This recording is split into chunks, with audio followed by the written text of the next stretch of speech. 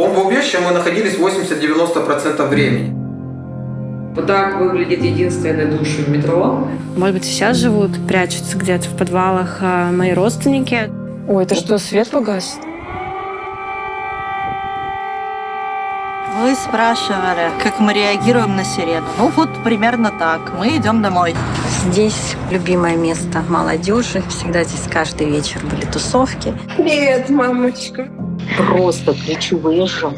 Да мы уже привыкшие.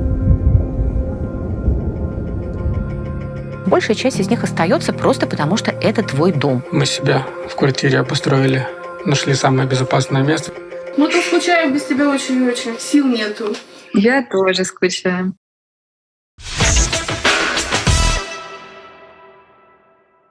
Привет, друзья!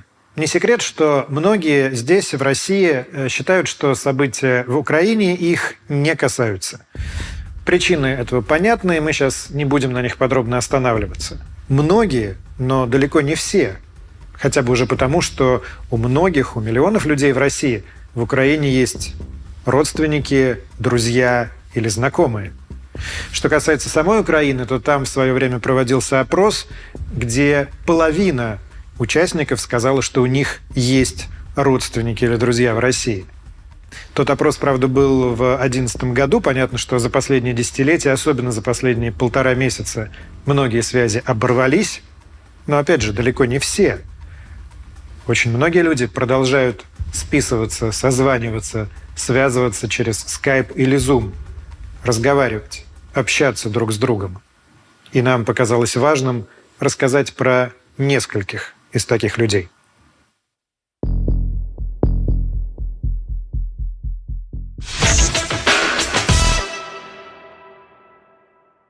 Западные сервисы бронирования жилья ушли из России, но квартиры и дома остались, и теперь многие из них есть на сайте Суточно.ру. Суточно.ру – российский сервис бронирования жилья. Более 100 тысяч вариантов проживания на любой вкус и бюджет. Квартиры, апартаменты, мини-гостиницы, гостевые дома и даже коттеджи. На Суточно.ру можно найти и забронировать жилье онлайн по всей России, как в крупных городах – Санкт-Петербурге, Москве, Казани, Калининграде и других, так и на популярных курортах, например, в Краснодарском крае или Минеральных водах. На Майские особенно популярен Питер. Из 10 тысяч вариантов многие уже забронированы, но свободные квартиры пока еще есть. Советую поторопиться. Многие объекты, которые раньше были выложены на иностранных сервисах, теперь есть на Суточно.ру. Хозяева перенесли свои объявления вместе с рейтингом. Переходите по ссылке в описании и получайте кэшбэк 30% за каждое бронирование и скидку 1000 рублей по промокоду «Редакция».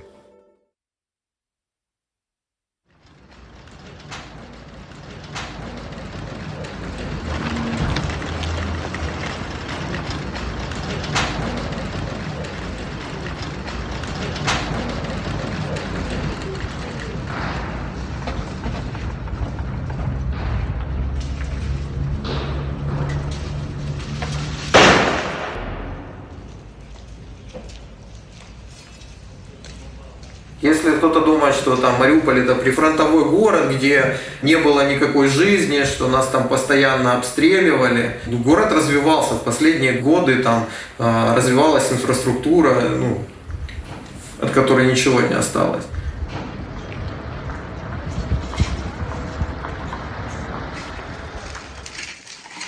В бомбоубежище мы находились 80-90% времени.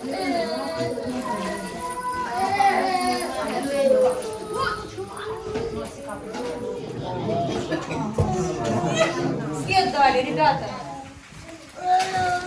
В квартиру мы поднимались, чтобы сделать какие-то бытовые, умыться, почистить зубы, помыться еще можно было, нагреть воду, когда был газ. Я помню, когда отключили газ, как Инна просто заистерила. Она сказала, что мы будем делать. Типа, как, мы готовить будем.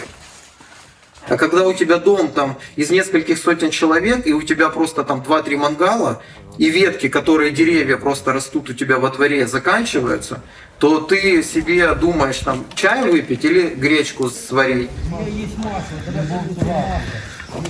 Вот поставили эти мангалы возле дверей у бомбоубежища, потому что уже тогда были авиаудары, и инстинкт самосохранения, люди бежали в это бомбоубежище. Но суть в том, что никто не успевал. То есть пока все начинали бежать, эти бомбы уже где-то падали рядом. И я когда увидел вот это, что война, у меня сразу мысли, так, типа война уже по всей Украине, значит не будет никакого снабжения, здесь не будет ничего. И я вспомнил, что у меня пустой бак, я сразу просто, я не знаю, мне кажется, в 7:10 я уже сидел в машине и поехал заправляться. Мне казалось, что я в какой-то мере типа делаю неправильно. Неправильно в том, что типа панику, да, сею, в том, что я там с канистрами добираюсь. Но вот эти канистры, которые я набрал, они меня спасли. Спасли моих родителей жены, спасли моих друзей, спасли меня. Слушай, ну это тебя спасло. И, да, вы не представляете, сколько людей не смогло выехать только потому, что у них не было бензина. У них были машины и не было бензина. У кого-то, да, машины пострадали. Я вот сейчас начал это рассказывать, мне сложно.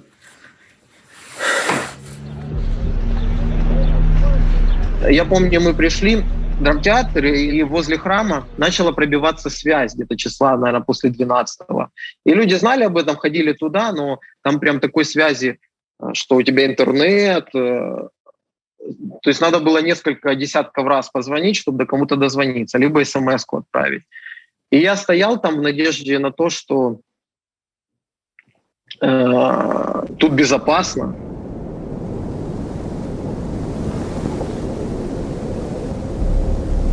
Кто-то выбирается, и мы первое сообщение, которое мы говорим, рад, что мы живы. Ну, у нас приветствие у мариупольцев, рад, что мы живы. То есть кто-то в сети появляется, и все просто ликуют.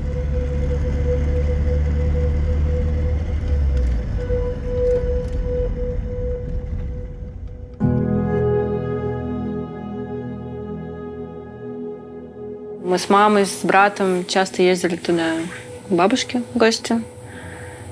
Ну, наверное, это было в период, когда с 10 лет до 15, вот так. Ну, каждый год мы ездили.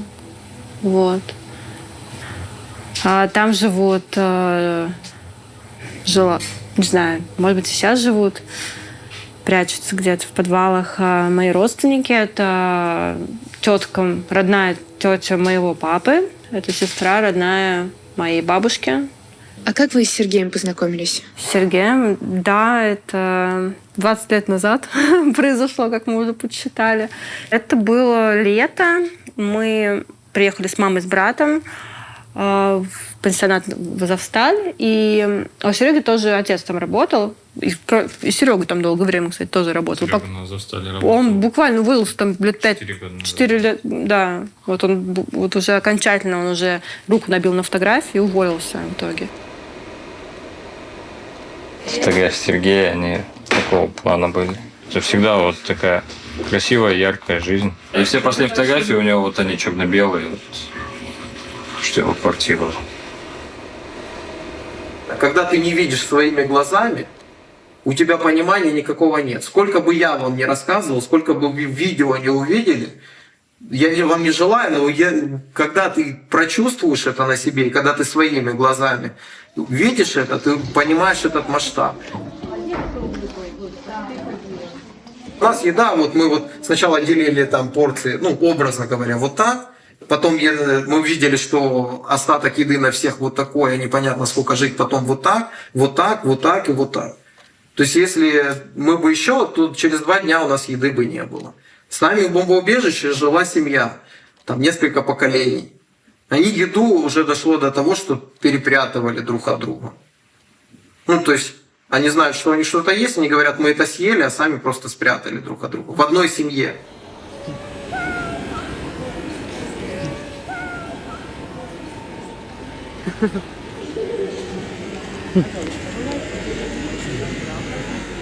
Утро. Мы, как я и говорила, ночуем в метро. Я вот в палатке, здесь у нас детская. Сейчас я переверну камеру. Детские. Книжки, лего, игрушки, сова. Рюкзаки тревожные. Это наш рюкзак с документами. Тут у нас всегда лежат документы, какая-то часть шапки, теплая одежда и кошельки и документы. В метро, конечно, тяжело, неудобно. Здесь не выключают свет круглосуточно, потому что могут попадать люди с перроном. Удобств здесь немного. Вот если ты себе поставил палатку с вещами, вот, там принес какую-то подушку, ты спишь относительно комфортно. Дети живут в изоляции, они не ходят в садики, они не ходят в школы. Многие пытаются учиться онлайн, подключаются к другим городам. Здесь есть уголок с книжками, где детям дают книжки. Я вам сейчас покажу санузел. Никогда не думала, что я попаду в эту часть метро. Вот так выглядит единственный душ в метро. Вот эту штучку, растекатель, ломали раза 3, может 4. Люди сами чинят, никто не просит. Здесь есть мыло. Пол на самом деле чистый, просто он очень-очень старый. Метро старой постройки, советской еще закладки. То есть тут бутылки на всякий случай, если закончится вода. Вот кто-то мылся, забыл личные вещи. Здесь есть горячая вода, но она время от времени пропадает. Поэтому мыться в метро тяжело. То есть ты моешься частично под холодной, частично под горячей водой. Периодически ты подмерзаешь. Это зрелище не для слабонервных, это непосредственно сам туалет. Так как я говорила, метро — это советская постройка, туалет плохой. Его моют 2 раза в день. Сами те, кто живут в метро, организовались. Одна команда утром, другая вечером. Каждая семья моет 1 раз и передает следующее. И так по кругу мы все друг другу передаем. Здесь плохо пахнет, вообще неприятно здесь находиться. Сразу можно понять, кто остался с Томом, а кто без.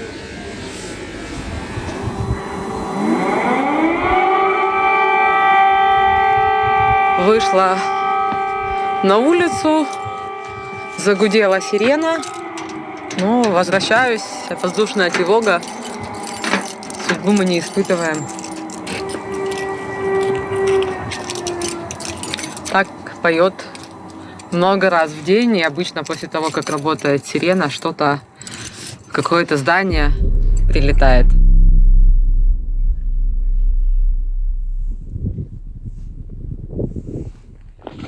Все в стеклах, снаряды. Город пустой, днем люди выбираются в поисках продуктов, еды. Некоторые предприятия работают как компании частные, это единицы, это смелые люди, у которых в помещениях либо укрепленные помещения, либо это подвальные помещения, возможно, крепкие цоколи. Все остальные сейчас не работают. То есть в Харькове на самом деле остановилась жизнь полностью.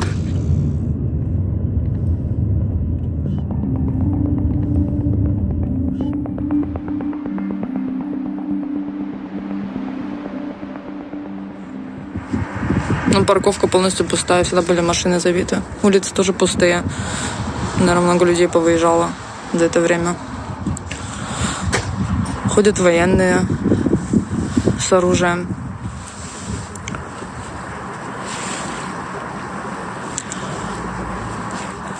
Страшно теперь каждый звук машины или проезжающего поезда похож на гул ракеты.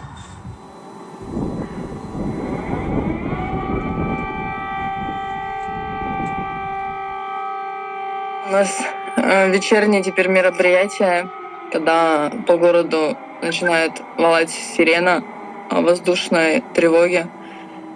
Все с семейством мы собираемся в коридоре и сидим в коридоре.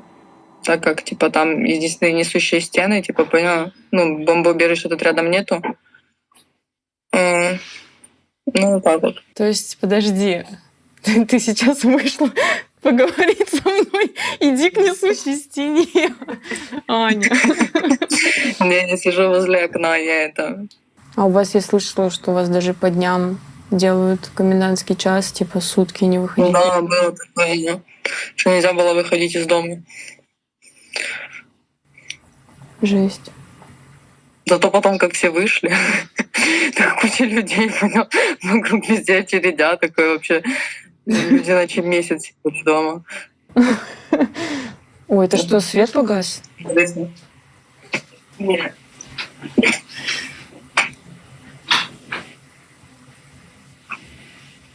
Сейчас.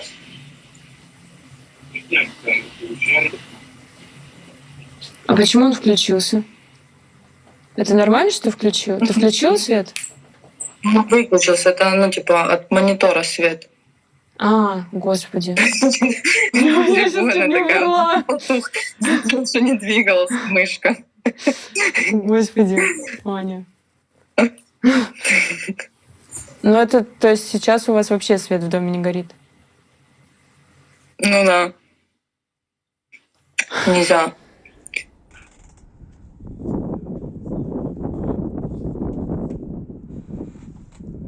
Комендантский час у нас совпал с ужином. Ну, уже темно. И мы нашли выход вот таким вот образом. Мы едим при свечах. Сегодня мы будем осваивать новую локацию. Вот я решила ходить на тренажер. Да, и куда ты ходишь там? В поле? Что? Я не слышала. Куда ты ходишь там? А, ну тут недалеко есть стадион. Да ладно. Ну, типа, на тренажер это типа... Господи, Аньки вообще оторва, на самом деле. У вас там происходит непонятно что, и ты на тренажерах стоишь в поле. И ты с кем-то ходишь, с каким-то молодым человеком? Ну да. Прикольно. С кем-то хожу. С кем-то. Да. Это одна из моих меч такая была, ходить со своим хлопцем на тренажеры.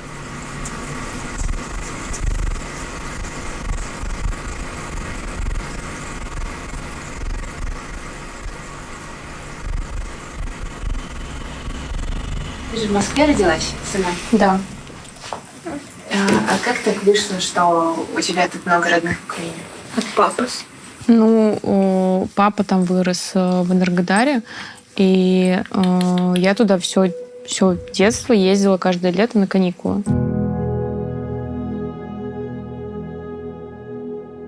Энергодар, именно этот город, он для меня очень важен вот как по-человечески, потому что здесь, в Москве, у нас родители, они, короче, не очень хорошо с нами обращались. Вот. А там была бабушка с дедушкой. И они как бы нас, по сути, воспитывали. Вот. А сейчас бабушка, по сути, одна. То есть дедушка умер. И у нее там есть какие-то, да, там бабушки-подруги. Но из родных никого. И она осталась одна. Я пыталась ее еще до всего этого... Я пыталась ее уговорить, чтобы она приехала к нам сюда, в Москву. Я ей там обещала, что вот, я тебе все устрою, все будет нормально. Ну, тут так Но она не захотела. Нет, она сказала, что ну куда я сейчас поеду? Ну, в смысле, у меня здесь дом. Ну, и зачем я вам нужна?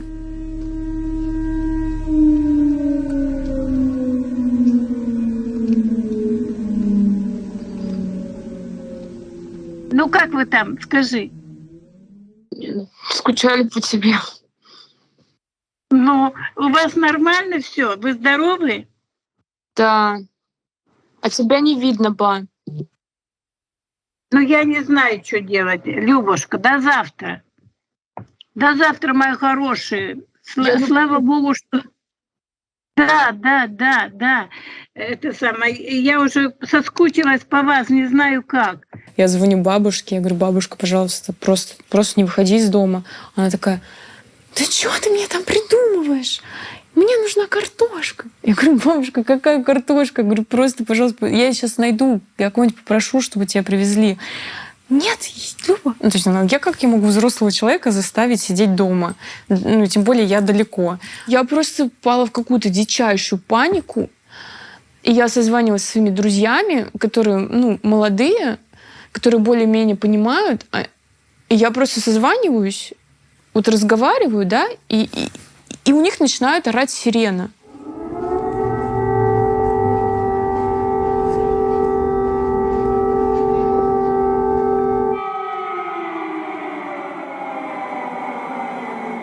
Вы спрашивали, как мы реагируем на сирену. Ну вот примерно так. Мы идем домой. Я не знаю. Очень многие люди сейчас, вот мы проходили, они просто идут по своим делам или стоят во дворе, и мы в любом случае пойдем домой, потому что нужно зашторить окна, чтобы вдруг чего не случилось. Честно говоря, подскакивать по тревоге просто задалбывает. Нас пожалели, и сегодня никто ночью нас, значит, не трогал. Вот, зато была тревога вечером, тревога утром. Подожди, но вы уже спускаетесь или нет? Ну, куда мы спускаемся, Марьяна? У нас нет подвала, у нас есть погреб, до него еще идти. Поэтому нам просто банально некуда. Мы просто сидим дома.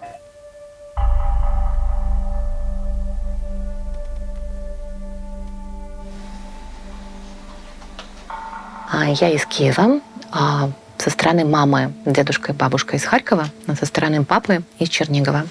Приехала сюда почти 20 лет назад. Как раз в это время я знакомлюсь со своим будущим мужем. И вот выясняется, что тот город, где мы должны жить, если мы хотим жить вместе, это, соответственно, будет Москва.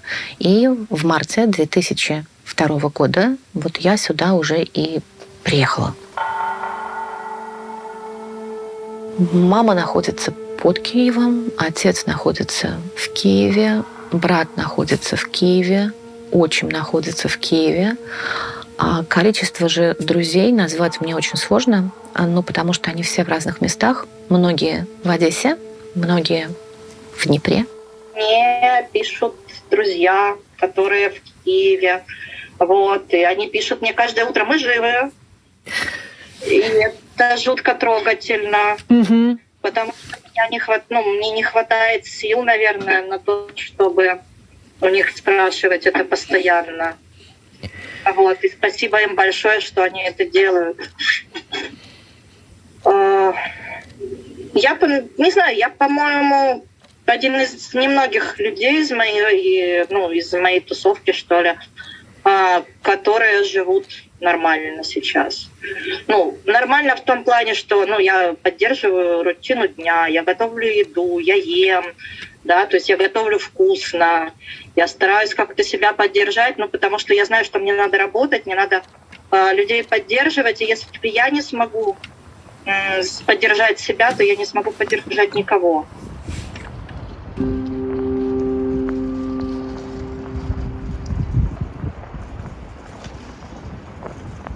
Сейчас мы находимся возле торгово-развлекательного центра «Фабрика». Это любимое место всех херсонцев, куда приходили отдыхать, в кинотеатр, в магазины, в кафе. Здесь был любимый Макдональдс. Вот. Но, как видите, фабрика на сегодняшний день уничтожена.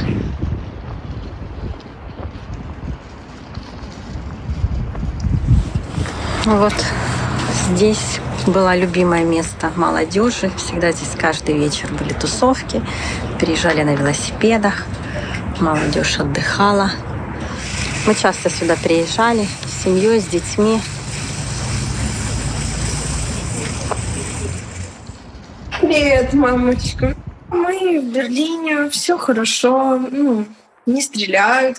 Слава богу. О, я помню, когда мы только приехали, мы слышали, как самолет летит. Летает самолет. И нам так страшно было. Еще салюты были, мы прям присели на улице, нам так страшно стало. Мама, как вы поживаете вообще? У нас сейчас у всех одинаковый график жизни, у каждого херсонца. То есть надо утречком раненько встать, проснуться и бегом на рынок купить продукты. То есть мы это называем на охоту. Это какой-то как игра, знаешь, квест. Ты идешь на рынок, и ты не знаешь, что тебе удастся купить. То есть борщевой набор, картошка, морковка, буряк, свекла — это есть. Но в 3 раза уже все подорожало. Если картофель стоил 11 гривен, то и продают уже за 40 гривен. Вот очередь за свежим хлебом. хлеб у нас 20-25 гривен. Раньше стоил 11. То есть, в принципе, в 2 раза подорожал хлеб. И здесь очередь. На рынке я была. Возле магазина там стоит очередь, и 2 российских военных с автоматами, вот, там, с белыми этими повязками на руке, на ноге. То есть они вот стоят, как бы контролируют, молодые мальчишки. По городу передвигается техника с маркировкой Z.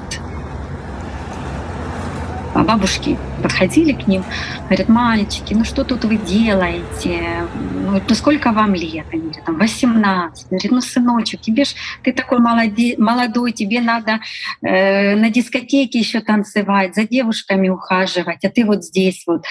Мальчишки так, плечами пожимают и говорят: ну, мы понимаем. Ну, откуда вы приехали? Они там говорят: там кто из Волгограда.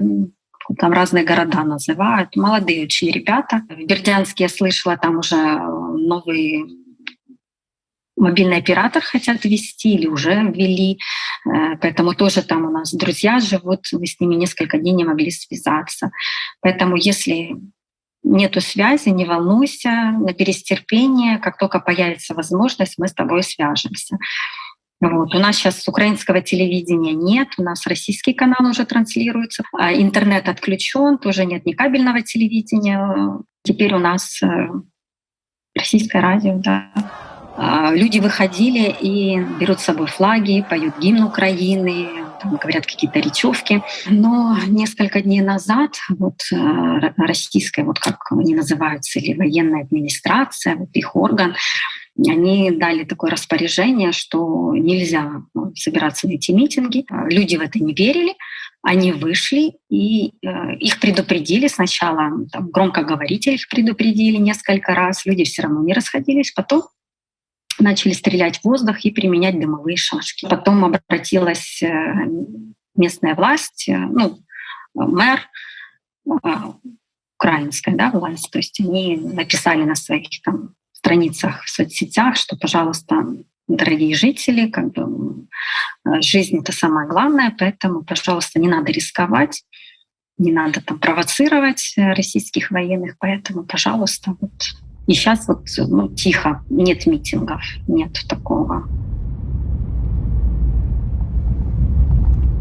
Уже когда идешь гуляешь, ты уже понимаешь, что вот где-то слышишь взрыв, ты понимаешь, что раньше я думала, что это вот прям где-то рядом возле моего дома.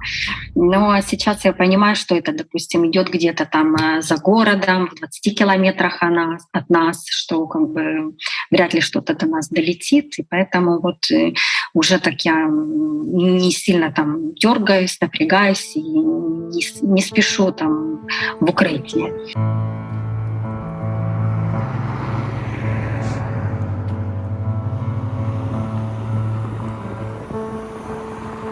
Людей на улице много, пятница, будний день. Все, в принципе, занимаются своими делами.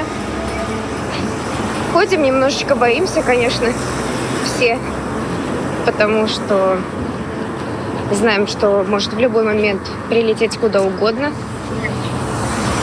Вот на улице торгуют. Мамы гуляют. Обычный весенний день. Общественный транспорт ездит. С этим бывают заминки только если обстрелы есть в том районе, где это происходит.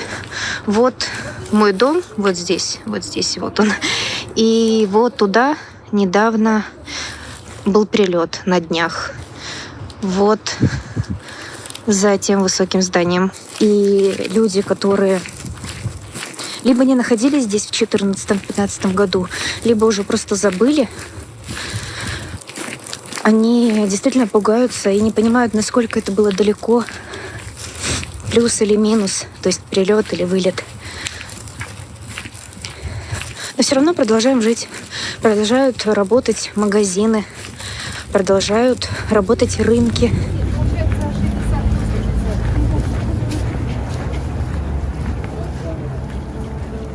Мои родственники, тети, дяди, двоюродные сестры, братья. И моя тетя живет в Киеве. Мы не виделись с 2018 года. До этого еще несколько лет не виделись. Общаемся, созваниваемся, переписываемся. То есть, как дела? Сейчас Люба вместе с семьей переместились западнее для того, чтобы сохранить свою жизнь, чтобы было безопасно и не слышать всех этих разрывов. И тебе кричу, просто кричу, выезжай. Просто кричу. Да мы уже привыкшие. Привык. К этому никогда нельзя привыкнуть. Никогда. Ну, вообще никогда к этому не привыкнешь. Нет, ты ошибаешься. Ой, привыкли, правда.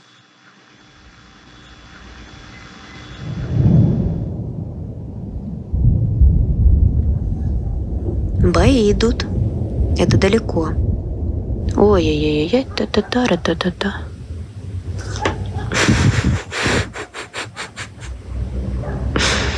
Это ужасно.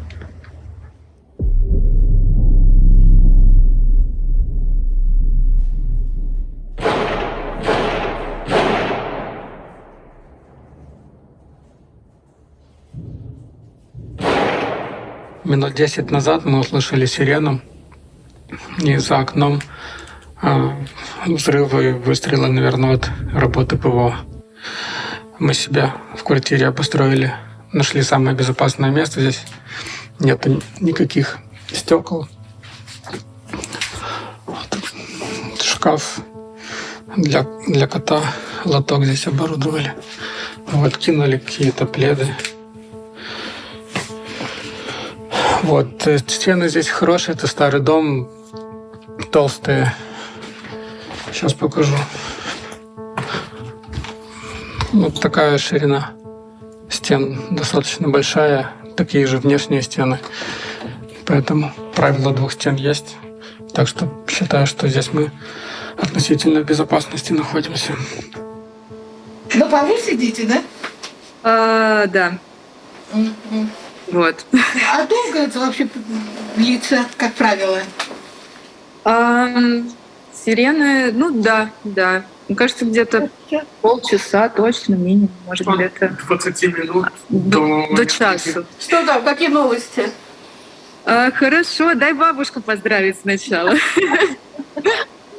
Мы тебя очень поздравляем. Спасибо. Мне очень грустно, что, конечно, это получается первый раз, что я не приехала в эти даты, но... Мы тут скучаем без тебя очень-очень. Я вот смотрю и прям не могу больше. Сил нету. Я тоже скучаю.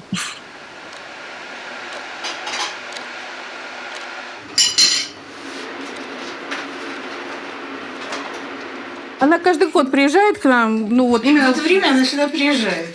Первый раз не получилось в этом году, хотя билеты уже были куплены. Она уже нам прислала билеты, все.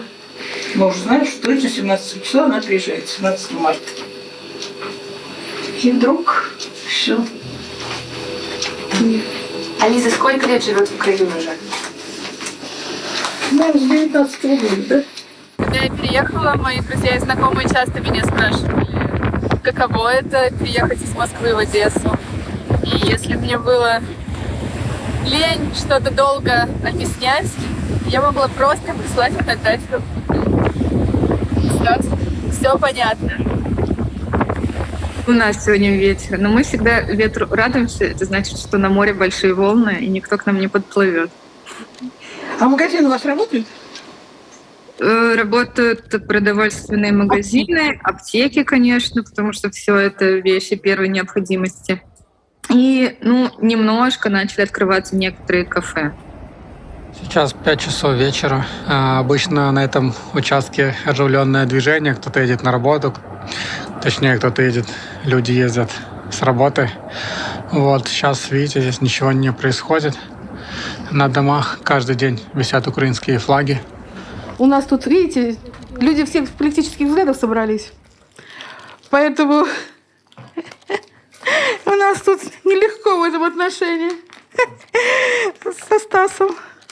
Он у нас тут вообще телевизор смотрит 24 часа в сутки и транслирует все, что там говорят.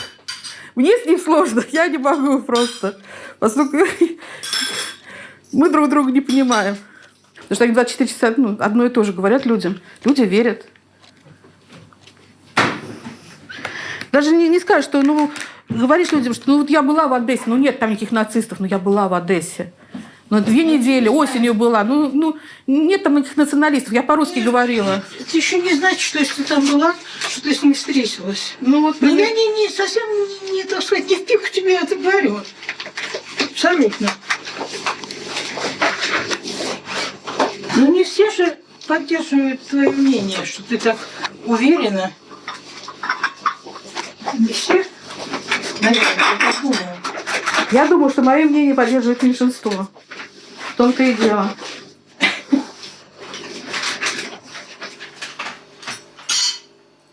У меня бабушка в любом случае русскоговорящая, и там, если дедушка у меня знал украинский, то бабушка такая, зачем? То есть там все по-русски разговаривают. И ясно, что да, со своими украинскими фишками, акцентом. Я сама, когда приезжаю, я с акцентом начинаю разговаривать. Но при этом она не разумеет украинскую мову. Поэтому, естественно, она смотрит российский канал. Россия-1. Россия-1. Я понимаю, что всегда были эти все военные действия, там, было это там. И все кажется таким далеким, потому что ты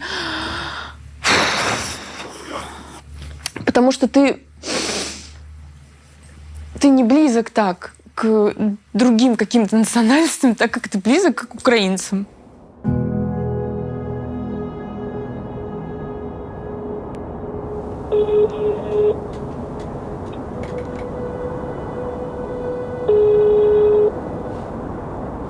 Я говорю со своим папой только по-украински в течение уже долгих лет. И он звонит мне каждый день, и, соответственно, его звонок может меня застать где угодно. Так вот, раньше я совершенно спокойно говорила с ним по-украински, находясь на улице или в магазине, или где-нибудь еще. Я ощущала себя при этом совершенно комфортно. После 2014 года я так делать перестала. Если я нахожусь в общественном месте, я всегда перехожу на русский язык, потому что я опасаюсь, что кто-нибудь это услышит, и возникнет не совсем приятная сцена. Людям вообще ничего не видят, они живут обычной жизнью, ничего не происходит. То есть я первые дни, когда случилось, я просто вообще не могла на людей смотреть. Я ходила за ребенком в сад, в школу за детьми, и я не могла поднять глаза. И я вижу там кафешки, как сидели, полностью забиты у нас. Тут классные есть кафешки, они также полностью забиты. До сих пор не знаю, что с папиными родственниками, с моими, что с Арининой мамой. Поэтому... Надеюсь, что... Не знаю. Что, может быть, их хотя бы вывезли. Это проблема всех семей в Мариуполе. Дети просят своих родителей уехать, родители не хотят бросать свои дома. Потом, когда приходит пиковый момент, когда у этих родителей нет дома, или один из родителей уже не живой, тогда уже нет возможности им помочь, как сейчас. Небо над Одессой. Сегодня в 6 утра мы с женой проснулись от звуков взрывов. Сначала они были как немного вдалеке. После первых 2 мы поднялись, потом уже были сильные взрывы. От одного из них у нас загремели стекла в квартире. Все, после этого, конечно, спать было невозможно. Была еще тревога. Продолжалось, мы спрятались дома. Стали люди писать в чатах без выкладывания фотографий о том, что сильные взрывы, огонь, сейчас дым по всему городу. Саша, почему ты не хочешь уехать? Я люблю этот город, я люблю эту страну, я хочу здесь жить, я хочу здесь, чтобы у меня была здесь семья. И я просто не могу себе представить, как я отсюда уезжаю. Ну, я, конечно, могу, да, то есть теоретически как возможность бросить своего партнера и уехать у меня есть, но я не стану этого делать. Ну, точно так же, как я не брошу своих котов. Потому что мы семья, потому что мы вообще-то не собираемся уезжать из Украины. Большая часть из них остается просто потому, что это твой дом. Почему ты должен покидать свой дом, даже когда тебе плохо? И я их очень хорошо понимаю, потому что точно так же здесь, в России, многие мои знакомые сейчас хотят уехать или уезжают, а я не хочу покидать свой дом, потому что в моем доме, полном любви, которую мы когда-то эту квартиру покупали вместе с любимым мужем, мне здесь помогают даже стены. Мне страшно, я не понимаю, то есть, что будет дальше.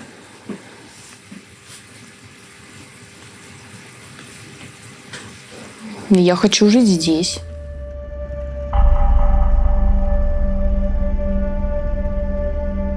Когда говорят, там Мариуполя нет. Я сам так первое время говорил, даже уехав оттуда. Но я все-таки понимаю, что Мариуполь это не только драмтеатр, красивые дома, отреставрированные в центре, да, все эти парки, а в первую очередь люди, которые там остаются.